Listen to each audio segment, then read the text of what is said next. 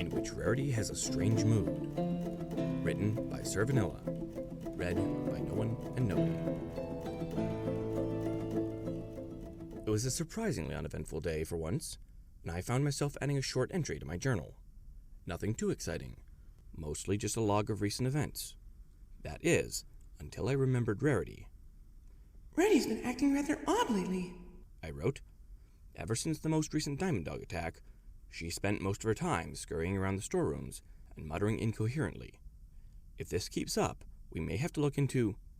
I suddenly found myself interrupted by the haggard white form of Rarity herself bursting into my room. Rarity, what on earth? Twilight! She cried, whipping around and grabbing me. You must help me.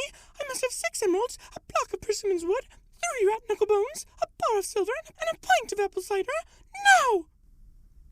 Whoa, calm down, I said. Why on earth would you... And then, as I looked in her eyes, I finally saw it. Her bloodshot eyes, never resting on a single spot. Her hooves, constantly fiddling and twitching. Her horn, glowing faintly and sparking. And of course, her strange, almost crazed request. All right, I said. Just tell me what you need, and we'll do our best to help. A look of intense relief crossed Rarity's face, only to be replaced a split second later by her frenzied panic. Quick, is the forge still hot? I must start at once. Where's my planishing hammer? Why are you still standing there? I yelped and ran off, heading for the nearest wood stockpile. So, she's just moody? Said Rainbow, clearly not impressed. I had called an emergency meeting at the well to inform the others of Rarity's condition. No, she's not moody, I said with a sigh. I said strange mood. It can happen to any pony pretty much any time in their life. I've even heard of a few foals being afflicted. Well, what exactly is this mood thing? Asked Applejack. And is there a cure? Well, nobody knows exactly what causes it, I said. But when a pony is struck by a mood, they become obsessive over some aspect of their craft, be it wood carving or metalworking or whatever else. They become reclusive, volatile, and demanding, shirking food, drink, and even sleep, until they've accomplished a great work. Yep, that just about sums her up on a good day, said Applejack. I elected to ignore the comment. Most of the greatest weapons, artifacts, and treasures in the world were the result of a strange mood, I continued. And now, unless I'm completely mistaken, that's what is afflicting Rarity. Awesome, said Pinky. I wonder what she's gonna make. Maybe a gilded statue? A legendary battle axe? How about a huge tapestry? Whatever it is, I hope it menaces with spikes. Spikes are just the best. Oh, shucks, said Spike. You got me blushing. Seriously, though, I continued, we need to be supportive of Rarity while she works, and we need to be patient with her demands. Remember, she really isn't herself right now, but this will all be over as soon as she finishes. So, what can we do to help? Said Fluttershy. Has she asked for anything yet? I relayed Rarity's set of demands and set the others to gather them. The wooden rat bones wouldn't be an issue, though I couldn't imagine what she needed knuckles for. And I even had a small bar of silver stored in my room. But what I was worried about were the emeralds. We hadn't mined terribly deep yet, and what few gems we had found thus far were the result of Rarity's gem-finding spell. Without her assistance, I had no idea how we were going to manage. I had heard what happened when a mood went unfulfilled, and that was something I didn't even want to consider. How's it going, Rarity? I asked as I entered the jeweler's workshop she had claimed. The normally neat set of tools and implements were in disarray, shards of metal and crystal strewn across the floor. All over the walls were drawings ranging from crude sketches to absurdly detailed diagrams, none of which I was able to decipher. Oh, Twilight! Thanks, Celestia! She cried as I entered. I can't believe I forgot it, but I positively must have 2 yards of Gorlak leather. Suede, if you can manage it. Also, I need 16 wheels of cheese. I don't care what vintage. And please tell me you brought the emeralds. I can't bear much of this infernal waiting. Well, not exactly, I said. The leather we can manage, but you see, we're running just a bit short in the gem department. I was thinking that you might... What? She screamed.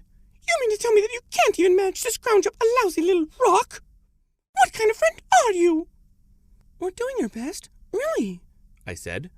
I sent Pinky to the nearest settlement to try and trade for some, and Applejack and Spike are down in the mine right now. But it's a bit slow going. If you could just join them for a bit and use that spell of yours, I'm sure it would. What? And leave my work? She screamed. Twilight, you don't understand. I can't just drop everything and leave. What would become of my endeavors? Anything could happen, and I simply cannot afford the risk. But if you could just... Twilight, what are you still doing here? Get me my emeralds! I had no answer, so I left, feeling more than a little anxious. Ringo Dash? I called down the hall. Feel like slaying a Gorlak? I apprehensively entered the mine, only to hear Spike and Applejack arguing. Come on, Spike, you're a dragon. Can't you smell them or something? Oh, right. He eats gems, so he must have a nose like a diamond dog. Typical dragon stereotype. Well, you have to try something, 'cause this obviously ain't working. Hey, what's going on down there? I said, approaching the bickering duo. Oh, hey, Twi, said Applejack. I was just trying to figure out what to do next, and Lizard Boy sure ain't helping. Look, said Spike. We're doing the best we can, but there's only so much we can do. We found a handful of barrels a while back, so we should be on the right track. But that's not good enough, I said. We've got to hurry and help Rarity, or it'll be too late. Okay, I understand that Rarity's just a little nuts right now, said Applejack. But honestly, what's the rush? She can work just as well next week or next month than today. Applejack? I said. Do you know what happens when a strange mood goes unfulfilled? Nope. Well, do you remember a couple of years back when Brayburn had his incident? Yes. Imagine that, but 10 times worse. Oh. Unless we can get Rarity everything she needs within the next few days, we're going to have a monster on our hands. Well, back to work, I suppose, said Spike, hefting his small pickaxe. You said it, said Applejack, and together they resumed hacking at the stone wall. I returned to Rarity's workshop, only to find her slumped over on the ground, tears coursing down her face. Rarity, are you all right? What happened? I cried as I entered. Oh, Twilight, what's the point? She said, and I could hear the misery in her voice. No matter what I do, there's no way I will ever finish. I was crazy for thinking I could make something great, for thinking I could succeed. The whole thing was pointless from the start. I wouldn't blame you if you decided to throw me in a dungeon to rot for my incompetence. Of all the worst things that could happen, this is the worst possible thing. Oh no, it's starting already, I thought to myself. It's not that bad, not really, I said, attempting a half-hearted smile. No, you're right, said Rarity, taking a breath. It's worse. She threw herself onto a conveniently placed couch, sobbing hysterically. Now, Rarity, I said, trying to think of anything I could say, to help. Things really could be a lot worse. Sure, your little project is taking longer than you thought, but it wouldn't be worth making if it wasn't also worth waiting for. No, you really don't understand, she said slowly, her voice still racked by sobs. Just leave me be. You won't be hearing from me again. It was then that I heard a dull, rattling roar, a sound that instantly brought dread to my heart. Twilight, come quick! I heard Spike's voice echo down the corridor. I glanced back at Rarity, who was now curled up in a ball and crying softly. Just hang on a little longer, I thought, and I dashed down the corridor. I ran back into the mine, only to encounter a wall of dust and the sound of clattering rocks echoing in the darkness. Over here! I heard Spike call. But watch out! There was a cave-in! In response, I heard more clattering as rock fell from the ceiling. Are you hurt? I called to the darkness, slowly picking my way forward over the mounds of broken stone. My horn was a dim light in the darkness, but I could only see a few feet in front of me. I'm all right, but I can't find Applejack, called Spike. I felt panic begin to blossom in my chest. Just hang on! I'm coming! I called back. It wasn't long before I found Spike, desperately scrabbling at a heap of fallen rock. Quick! I think I might have heard her on the other side, but we've got to move these rocks! He was clawing desperately, trying to shift boulders 5 times his size. Stand back, Spike, I said. I'm going to try something. but it might end badly, so keep your distance. Spike stared wordlessly at me for a moment, before quickly scurrying behind me. I focused on the rock heap before me, sending out feelers of magic to try and gauge how much I had to remove. Finally, I began a very specialized spell that I had only attempted once before. The glow from my horn intensified, and the rock began to shine with a magical aura. I kept adding more power, my horn growing brighter. Just as I began to doubt my ability to pull it off, my spell began to work in earnest. The rocks themselves suddenly began to glow with an intense light, and a loud humming filled the air. It took all of my concentration to keep focused on the rocks, to maintain the power and control, but just as I felt myself starting to slip, the rock wall before me emitted a single bright flash and a loud pop. I finally released the spell, and the cave grew dark once again. And in the place where the rocks once stood was a deep pool of water. Wow! Just wow! Said Spike, who had returned to my side. That would sure be handy for mining in the future. Why haven't you done that before? In response, I dropped to the ground, utterly exhausted. I felt completely drained, and my head felt like a beating drum. Every bit of me ached, and I wanted nothing more than to curl up and sleep. Oh, I see, said Spike. Then, as if suddenly remembering why we were there, he dashed forward and called out to the darkness. Applejack, can you hear me?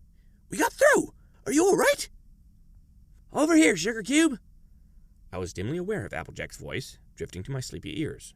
And I think you'll want to see what I found. Despite my exhaustion, we were all able to make it back out of the mine, mostly with the help of a little of Applejack's special cider that she always kept handy. I finally managed to stumble back into Rarity's workshop, with Applejack and Spike taking up the rear. Rarity was no longer lying on the floor and weeping, but now she simply sat, staring blankly at the nearest wall. Oh, hello, Twilight, she said. Nice day we're having and all that. The blankness in her voice worried me more than her tormented cries. Rarity, I said. I think we have something that you might like. Whatever, she said, slowly turning to face us. It doesn't really matter. I'll just... And then she stopped as she caught sight of Spike. In the dragon's tiny arms were nestled at least a dozen large, bright green emeralds. Rarity didn't speak, didn't move, didn't even breathe. She just stared, before finally leaping off her seat, grabbing up Spike in her magic, and dancing around the room. Oh, Spiky Wikey! I can't believe you did it! She squealed in glee as she spun the baby dragon across the room. She finally drew him close and planted a kiss on his scaly cheek. Spike promptly began to glow redder than a ruby. Oh, shucks, he began, but whatever he was about to say was interrupted by his being thrown against the wall, the gems ripped from his grasp. Now, get out, all of you! Rarity screamed. I must work! But wait, I thought you still needed... Guess who slew a whole bunch of rabbit Gorlax? Rainbow Dash came trotting at a fair clip down the hall, several large damp animal pelts draped across her back, next to her still blood-stained battle axe. So, what did I miss? In response, Rarity took one look at her, bolted forward faster than the eye could follow, and snatched the pelts from Rainbow's back, bowling her over in the process. She turned at the door to the workshop, holding the dripping pelts in bared teeth. She let out a feral growl and proceeded to slam and lock the door behind her. Well, that went better than I expected, said Applejack. You all right, Spike? Spike didn't answer. A broad grin still spread across his red face. I think you'll be fine, I said. But personally, I need a nap. 3 days later, Rarity was still sequestered in the workshop. I tried to bring something to eat or drink, but every time I knocked, I received no answer. I would have been worried that something bad had happened, were it not for the continuous sounds of work and a constant string of incoherent muttering. Are you sure she's all right? Said Fluttershy. It's been such a long time. She'll be fine, I tried reassuring. We'll just have to make sure to prepare a nice big meal for her when she finishes. Assuming she doesn't die of thirst first. Relax, said Pinky. These things always sort themselves out in the end, like the time I had a strange mood. We all turned and stared at her quizzically for a moment. What? Where did you think my party cannon came from? Especially since we're supposed to be in a quasi-medieval fantasy setting? It was at that moment The door suddenly burst open. Out stepped Rarity, haggard and exhausted, but sporting the biggest grin I had ever seen. In her telekinetic grasp floated a small, plain wooden box. "It is finished!" she cried out. "Behold, my masterpiece!" She flipped open the box and pulled out a pair of earrings. A pair of earrings constructed of wood, leather, silver, jewels, and various unidentifiable bits. Mind you, a very nice pair of earrings, a pair that any of us would be glad to wear to a fancy social function. But they were still just earrings. "Seriously?" groaned Rainbow, performing a hearty face-hoof.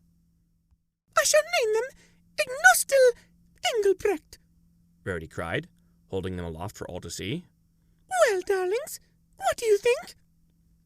She was met with stunned silence. "What, do you not like them?" she asked. "What do they do now?" asked Applejack, clearly confused. "Well, you know," said Rarity. "you wear them." "Are they enchanted with a spell of strength or protection or something?" asked Rainbow, clearly skeptical. "No, not as such," said Rarity. "Are they imbued with a terrible power that can only be destroyed by throwing them into an active volcano?" said Pinky, clearly hopeful. "I should think not," said Rarity. "Twilight, did Pinky get into your writings again?" "I think they look pretty," said Fluttershy, clearly trying to help Rarity feel better. "That's very nice," I said, clearly perplexed. "But do you think they were really worth all that trouble?" "Twilight, I'm surprised at you," she said, clearly offended. "Of all of us, I think you would be the one to understand." "Whatever," said Rainbow, as she began to fly away, clearly growing bored. "Let me know when someone makes a legendary spear or something." "Yeah," said Applejack. "I gotta go, eat apples or something." One by one, the others wandered off, leaving just me and Rarity. Now what?" Good job, I guess?" None of you ponies understand my craft," she muttered, slowly walking back into her workshop. As I walked away, however, I heard her calling down the empty halls. "Hey, why is there so much cheese in here?"